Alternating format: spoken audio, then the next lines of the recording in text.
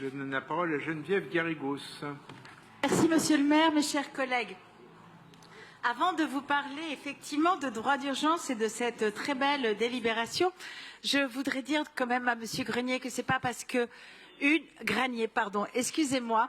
Je voudrais vous dire, monsieur, que c'est pas parce qu'une association propose un programme qui s'adresse à une population spécifique que ça veut dire que cela généralise à toutes les personnes migrantes le fait qu'elles puissent être ou délinquantes ou toxicomanes ou qu'elles puissent être. Je me sens, monsieur Granier, je me sens personnellement offensée quand vous dites ça.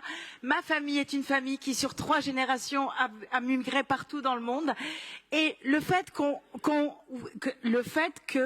stigmatise ainsi les personnes migrantes est pour moi quelque chose de très offensant. Voilà, je voulais le dire. Et je vais continuer sur la délibération.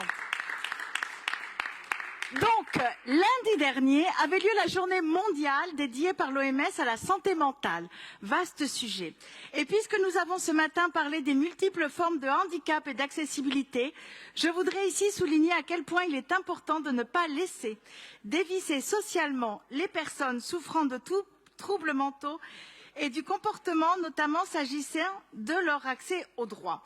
Le projet qui nous est ici proposé de soutenir est une initiative innovante mise en place en 2009 par l'association Droit d'urgence pour réaliser et développer l'accès aux droits de ces personnes en partenariat avec le centre hospitalier de Sainte-Anne, le groupe public de santé Perret-Vaucluse, l'association de santé mentale du 13e arrondissement, l'EPS Maison Blanche, l'unité de psychotraumatologie de Thonon, ainsi que l'Ordre des avocats du barreau de Paris. Très belle association, très beau projet. Les objectifs de ce projet sont triples. Réaliser et développer l'accès aux droits des personnes en situation d'exclusion souffrant de troubles mentaux et ou du comportement, nourrir et développer le partenariat entre professionnels du droit et professionnels sanitaires et sociaux, venir en soutien des équipes sur place, sensibiliser les professionnels du droit et de l'accès au droit parisien, aux problématiques de santé mentale et au développement de bonnes pratiques. Pour ce faire, des permanences sont organisées dans les établissements concernés pour échanger avec les patients, évaluer leurs difficultés de manière pluridisciplinaire, les aider à faire valoir leurs droits et, le cas échéant, accompagner les contentieux avec des avocats du barreau. Et ce travail est important. En plus de prévenir les ruptures de soins, il aide à préserver ce qui reste de dignité et de droits à des personnes souvent laissées pour compte en marge de notre société. Les chiffres de cette action parlent d'eux-mêmes. L'association réalise toujours plus d'entretiens, 362 en 2021 contre 243 en 2020.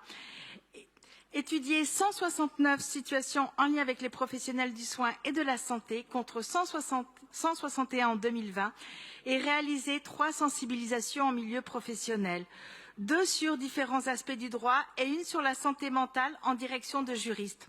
Le pôle du barreau de Paris a été saisi de 45 fois, dont 32 ont donné droit à une prise en charge bénévole par les avocats volontaires.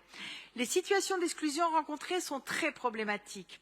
En 2021, les personnes sans logement représentent 75% des personnes reçues contre 64% en 2020. 52% sont sans ressources. 73,5% des rendez-vous donnent lieu à des démarches. Le droit des étrangers représente 85% des problématiques qui sont présentées en permanence à l'association. Ces chiffres ne montrent pas seulement l'impact des troubles de santé mentale sur l'exclusion. Ils montrent aussi l'impact de la grande exclusion sur le trouble mental. Car nous le savons, c'est l'accès aux droits et particulièrement l'accès au logement qui permet aux soins et accompagnements médicaux d'avoir une chance de durer et d'avoir un effet sur le moyen et long terme. Soigner une crise aiguë pour remettre ensuite à la rue sans solution les personnes n'est pas une solution durable. C'est pourquoi cette délibération a pleinement sa place ici et le GHU de Paris, Psychiatrie et Neurosciences, a pleinement compris son intérêt puisqu'il est le financeur principal. Je voudrais saluer ici le travail de l'association Droit d'urgence que nous connaissons bien dans le 20e où elle intervient régulièrement, notamment dans le cadre des dispositifs de lutte contre les violences faites aux femmes.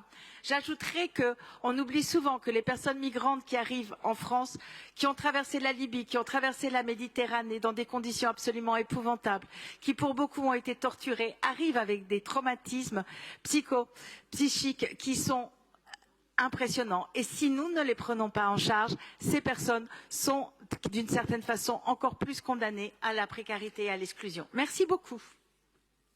Merci beaucoup Geneviève Garrigos.